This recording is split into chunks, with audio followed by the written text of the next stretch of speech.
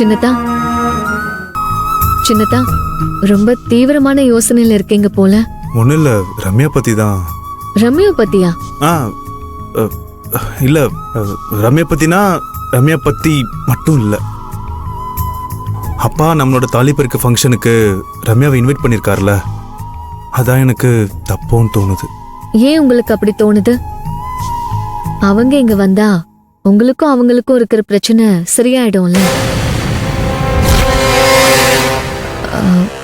இல்ல, உங்க 2 பேருக்கும் ஆபீஸ்ல நடந்துட்டு இருக்குல்ல பிரச்சனை, அதத்தான் சொன்னேன். இல்லை, எனக்கு என்னமோ இங்கே வந்துட்டு போனதுக்கு அப்புறம் இந்த பிரச்சனை இன்னும் அதிகமாகவே தவிர குறையும்னு எனக்கு தோணல. ஏன் சின்னதா? இல்லை புலிமுட்டை, அவ இப்போ பழைய ரம்யாவா இல்லை. எதுக்கு எடுத்தாலும் கோவப்படுறா, எடுத்தெறிஞ்சு பேசுறா, யாரையுமே மதிக்க மாட்டேங்கிறா. கமிஷனுங்கிற அதிகாரமும் திமிரும் அவளுக்கு அதிகமாயிருச்சு. இனிமே அவ பழைய மேல ஆக மாட்டா. ஏன் ஆக மாட்டாங்க? இழந்தது திரும்ப கிடைச்சா பழைய மாதிரி ஆயிடுவாங்க. என்ன சொல்ற புலிமுட்டை? அவங்க கடந்த காலத்துல எதையோ பெருசா இழந்திருக்காங்க, அதனாலதான் இப்படி மாறி இருக்கணும். பாவம் அவங்க எதை ஏமாந்து எதுக்காக மனசுக்குள்ளேயே கஷ்டப்பட்டுட்டு இருக்காங்களோ யாருக்கு தெரியும்.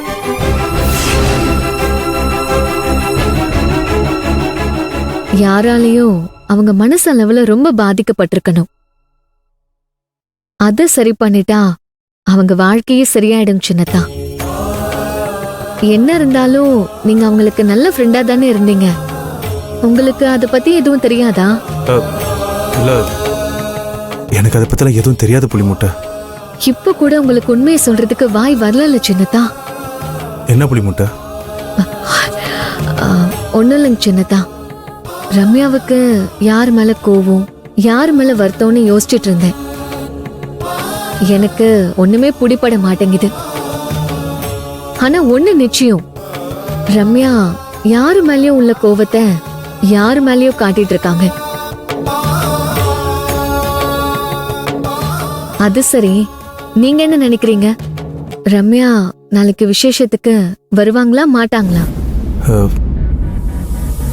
எனக்கு தெரிஞ்ச அவ வரமாட்டான்னு தான் நினைக்கிறேன். இல்லைங்க சின்னதா, எனக்கு என்னமோ நாளைக்கு தாலி பெருக்கி போடுற விசேஷத்துக்கு ரம்யா கண்டிப்பா வருவாங்கன்னு தான் தோணுது.